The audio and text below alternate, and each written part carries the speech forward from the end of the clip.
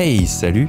Ah, les pâtes au pesto. C'est facile dans mon top 3 de mes plats de pâtes préférés. Et aujourd'hui, je vous propose une variante du pesto classique que j'adore, un pesto pistache. C'est tout aussi facile à préparer qu'un pesto au basilic et le goût... Bien que j'ai l'habitude de le préparer au mixeur, je suis une feignasse. Je me dis que vous n'en avez pas forcément un chez vous et vous propose de le préparer ensemble au mortier. D'ailleurs, savez-vous pourquoi on appelle un pesto? Parce que pesto vient du verbe pestare qui veut dire écraser, broyer en italien. Si vous voulez donc l'ajouter tradit, faites votre pesto au mortier. Pour gagner du temps lors de la réalisation de notre pesto, je vais commencer par happer mon parmesan avec mon bébé qui vous dit bonsoir. Il faut que ce soit le plus finement possible pour que notre parmesan s'incorpore bien au pesto. Une fois notre montagne de parmesan prête, on va dire bonsoir à nos gousses d'ail et direct dans le mortier.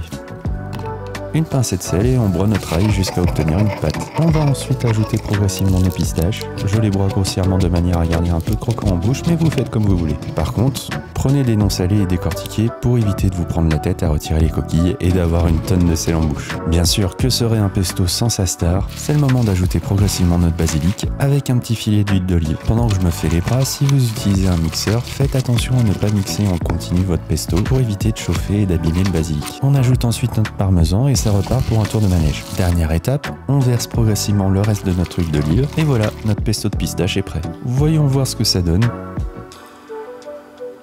Wow! Ah oui, comme dirait Julien Lepers. Manque juste un peu de sel et de poivre et perfecto. Alors oui, la texture peut vous paraître un peu pâteuse, mais c'est comme ça que j'aime mon pesto et je peux vous assurer que ça n'empêchera pas d'avoir des pâtes bien crémeuses à la fin de cette vidéo. Je vous spoil un peu, regardez par vous-même. Pendant que je fais bouillir une casserole d'eau salée, je vais filmer au contact mon pesto de pistache pour éviter qu'il ne s'oxyde. Pour les pâtes, je suis resté classique avec des bonnes spaghettis. Et pour les gens qui se demandent ce que veut dire albranzo, je vous ai fait une vidéo en long et en large sur le sujet. Bref, le jacuzzi est prêt, il est temps à nos spaghettis de faire trempette. Pour le temps de cuisson, respectez ce qui est écrit sur le paquet et vos goûts. Pensez juste à vous réserver un peu d'eau de cuisson pour tout à l'heure. Les spaghettis sont cuites, on égoutte tout ça et on les remet dans la casserole hors du feu. On balance notre pesto de pistache, un peu d'eau de cuisson et on mélange bien. L'eau de cuisson chargée en amidon va permettre de lier notre sauce et d'obtenir des pâtes au pesto bien crémeuses comme il faut. Ça donne envie, hein. Pour accompagner nos pâtes, quelques tranches de mortadelle et de la stracciatella. Si vous aimez la burrata, c'est ce que vous retrouvez à l'intérieur. Quelques pistaches concassées, un peu de poivre, quelques feuilles de basilic pour Instagram et il n'y a plus qu'à planter sa fourchette.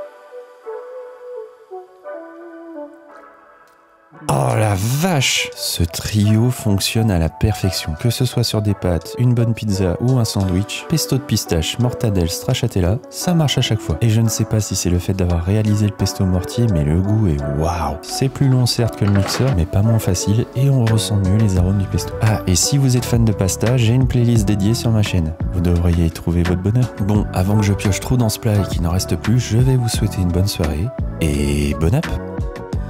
Merci d'avoir regardé cette vidéo, j'espère que cette recette vous a plu. N'hésitez pas à liker, commenter et si vous trouvez que cette chaîne mérite un abonnement en plus, je vous laisse faire péter les scores. Si le cœur vous en dit, vous pouvez soutenir financièrement mon travail grâce à ma page Ko-fi. Le lien est en description et merci aux personnes qui ont déjà participé. Je vous dis à la semaine prochaine pour une autre recette. Régalez-vous bien et à bientôt.